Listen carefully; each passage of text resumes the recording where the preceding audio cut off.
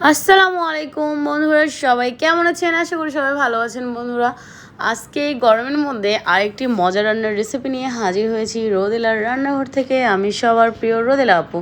এই রান্নাটা করার জন্য লাগবে বড় আলু, আর হচ্ছে সাজনা ডাঁটা, আর হচ্ছে যে ডাঁটা থাকে সেটা, মানে আমরা যেটাকে হচ্ছে ডাঁটা বলি সেটা। তো সবগুলো একসাথে দিয়ে সেখানে পেঁয়াজ পরিমাণ মতো দিয়ে, এখানে হলুদ, মরিচের গুঁড়া, ধনে গুঁড়া, লবণ সব একসাথে দিয়ে দেওয়া লাগবে বন্ধুরা। তো যখন সব কিছু ওই তরকারির মধ্যে দিয়ে দেওয়া হয়ে যাবে, তখন 1 কাপ পরিমাণ সয়াবিন তেল অ্যাড করে দিতে হবে। এই রান্নাগুলো খুবই মজার রান্না এবং খুবই সহজ সহজ রান্না। আমি গ্রাম থেকে এই রান্নাটা শিখেছিলাম, খেতে এত মজা। এবং আদা রসুন পেস্ট করা দিতে হবে।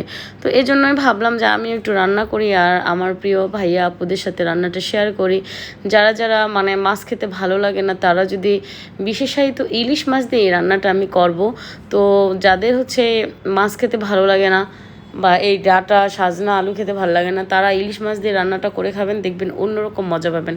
তো যখন সব কিছু মাখামাখি হয়ে যাবে, তখন সেখানে পরিমাণ মতো কিছু পানি অ্যাড করে দিতে হবে এবং দেওয়ার পরে ঢাকনা দিয়ে ঢেকে কিছুক্ষণ সিদ্ধ করে নিতে হবে। যখন সিদ্ধ হয়ে যাবে, তখন এখানে কেটে রাখা ধুয়ে রাখা ইলিশ মাছগুলো দিয়ে দিতে হবে। তো এই রান্নাটা আসলে অসাধারণ মজা হয়।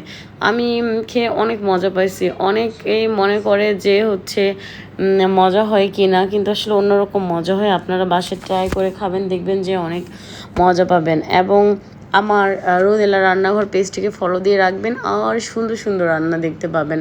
আমি জগৎ বিখ্যাত রাঁধুনি সমস্ত বাঙালিয়ানা রান্না নিয়ে হাজির হব আপনাদের সামনে, এবং অতি মজার মজার রান্না নিয়ে এবং নতুন নতুন বাঙালিয়ানা রান্না নিয়ে হাজির হব আপনাদের সামনে।